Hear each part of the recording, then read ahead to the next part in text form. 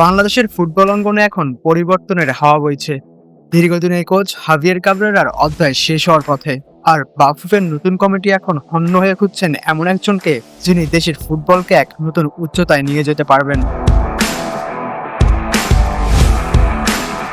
আসন্ন সাব চ্যাম্পিয়নশিপকে সামনে রেখে ফুটবল প্রেমীদের মনে এখন একটাই প্রশ্ন: কে হচ্ছেন আমাদের পরবর্তী কাণ্ডারি?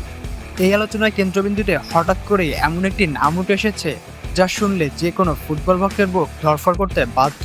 তিনি আর কেউ নন, উরুগুয়ের সাবেক বিশ্বকাপ কোচ দিয়েগো অ্যালোনসো।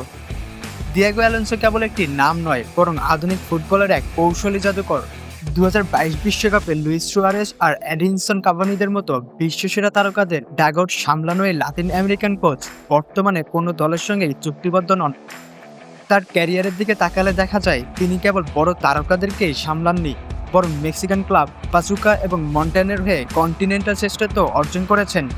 ইন্টার মায়ামির ইতিহাসে প্রথম কোচ হিসেবে ডেভিড বেকহামের আস্থার প্রতীক ছিলেন তিনি।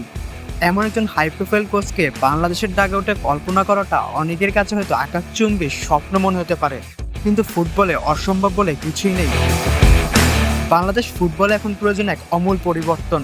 আমাদের খেলোয়াড়দের প্রতিভা আছে, কিন্তু অভাব সেই বিশ্বমানের দিক নির্দেশনার। অ্যালেনসোর মতো একজন কোচ যদি বাংলাদেশের দায়িত্ব নেন, তবে তা কেবল কৌশলে পরিবর্তন আনবে না, বরং ফুটবলারদের মানসিকতায় এক বিশাল ইতিবাচক প্রভাব ফেলবে।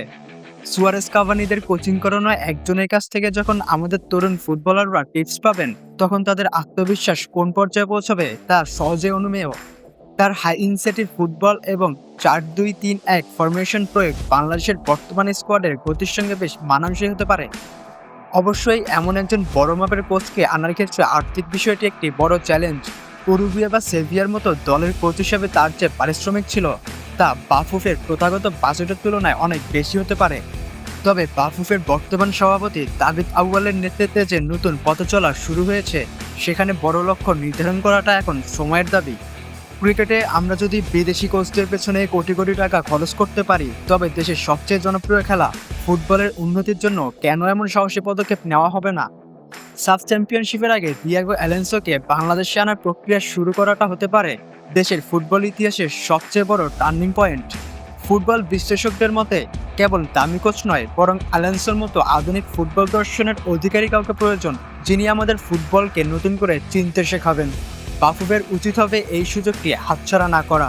হয়তো এই লাতিন আমেরিকান জাদুকরের হাত ধরেই বাংলার ফুটবল আবার তার হারানো গৌরব ফিরে পাবে। গ্যালারি ভর্তি দর্শকদের গণবিদায়ী চিৎকারের মাঝে ডাগআউটে দাঁড়িয়ে নির্দেশ দিচ্ছেন দিয়েগো অ্যালোনসো। এই দৃশ্য কি কেবলই কল্পনা থাকবে, নাকি বাস্তবে রূপ নেবে? উত্তরটা এখন বাফুফের সদিচ্ছার উপরই নির্ভর করছে। Syed Rifat Ahmed, sports insight.